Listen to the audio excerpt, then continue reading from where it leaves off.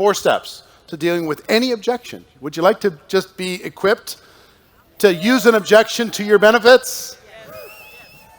Number 1, listen. Listen to what they're saying without talking, without interrupting them, without waiting for your turn to talk. Just listen until you really understand where they're coming from. Listen to what's going on. Listen to the inflection of how they're saying it. Listen until you fully understand. You might have to ask a few follow-up questions to fully understand what it is that there is the issue. Listen.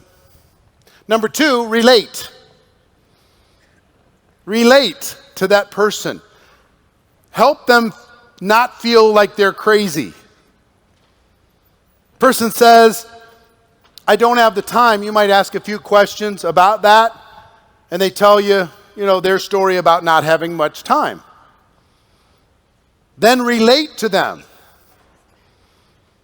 Here's what you do. You say, I had the same thought that you're having right now. When I first looked at this, I didn't think I had the time either. We're the same, you and me. They say, I'm just not sure about network marketing. I wasn't either. You have the same challenges I had. I'm not sure if I have the money to do this. This seems like a big decision. Me too. This was a big decision for me. Even though I was making enough to make a living, everybody thought I was okay. I still didn't have very much at the end of the month, and this was scary as far as an investment. I didn't want to be a loser and whatever. Whatever it happens to be, relate to them so they feel we're the same, you and me. Okay, listen, relate. Third is to tell stories, yours or others. Tell stories. I got this concept from an old Amway tape I listened to years ago. And the title of the tape was To Build Your Rut and Let Other People See Their Own Challenges in Your Story. You get stuck in a rut, build yours. And here's what this means. Somebody says, I don't have the money. Don't say, yes, you do. You can figure this out. Or don't even give them advice, because that's what we're tempted to do. Let me tell you how to. And now it's a talking down to them, subservient type of a situation. Here's a better way to do it. Tell a story, your story if it's appropriate to you. Somebody says, I don't have the money.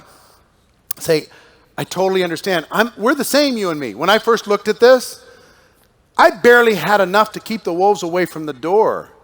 I was already freaked out about what was going on at work. I had credit card debt. I had student loans. I had these different situations. Nobody else knew that I had these financial struggles, but I had them. And when I looked at the $1,000 it was going to take for me to be a part of this, it scared me a little bit. And I wondered if it was a worthwhile investment to add to the stress that I already had in my life. But let me tell you what I realized. At this stage of my life, if $1,000 was going to make me nervous, I bought the wrong plan. I was stuck in the wrong situation. I've been helping other people get rich for too long.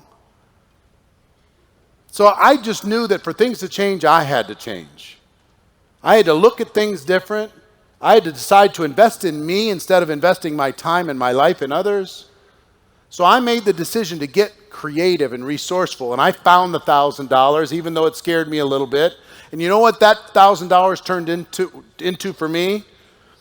It was a symbol of my commitment to change my life. I decided that I was going to make that change, and I could do it, and I just had to say no to a few things and say yes to my future. So that's my story. Now, I didn't say one thing about them. I said it all about me. And then it's just a quick step number 4. If I would you. If I could show you how I got creative to figure out the $1,000, even though it scared me at first, and it was the best decision I ever made, if I showed you how I did that, the decisions I made and the lessons I learned, If I could show you that, would you be willing at least to take a look at it? Understand what I did? The answer is almost always, 99% of the time, it's going to be sure, show me. You could do the same thing with time. I don't have to have the time. Me either. I was freaking out about time. I had work pressure. I had home pressure. I didn't have any time for myself. The kids were pulling at me. I had to do this and I had to do that. And to think about, I'm going to start a new business and try and carve out 10 or 15 or 20 hours. Oh, it freaked me out to even think about it. It wasn't the money, it was the time. But then I realized that if I didn't control my life at this stage of my life, was I ever going to with this plan?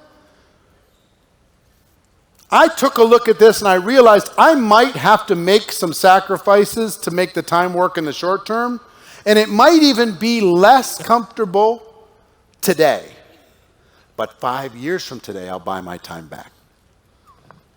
5 years from today, I'll have more choices. 5 years today, I'll have more freedom. Because if I don't have time now, if I keep doing what I've been doing, I'm never going to have time. So time's our freedom, right? I want to be able to enjoy that. So if I could show you how I got creative to figure out the time and why it was worth it for me, would you be willing to take the next step with me? Yeah, sure.